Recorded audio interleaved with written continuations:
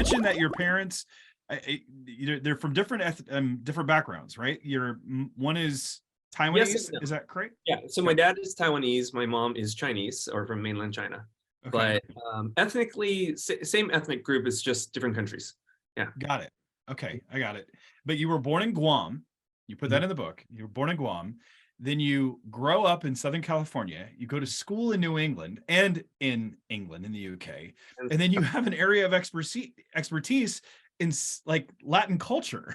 I was like, wow, this is truly just this kind of a Renaissance man, really knowing all of these different things. So give us a little bit of your biography and how all those things came together to enable you to be a missiologist.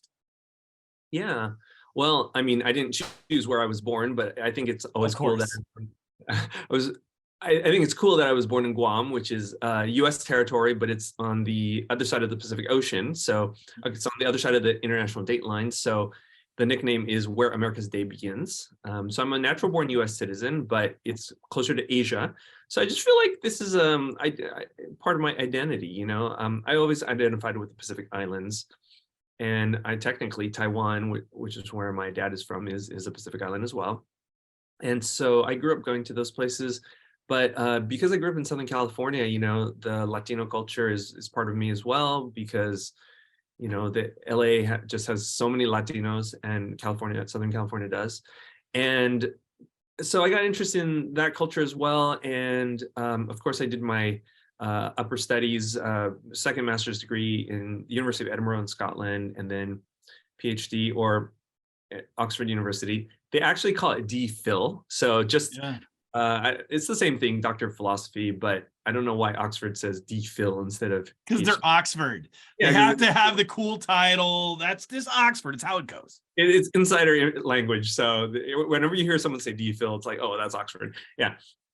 But so I like to tell people I'm a Chinese guy from the United States who studied Latin America in England, you know? So, the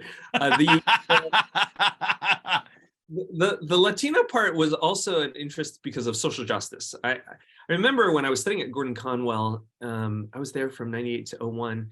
And at the time, literally no Western theologians were writing about social justice. I mean, Catholic theologians were, but not like evangelical Protestant.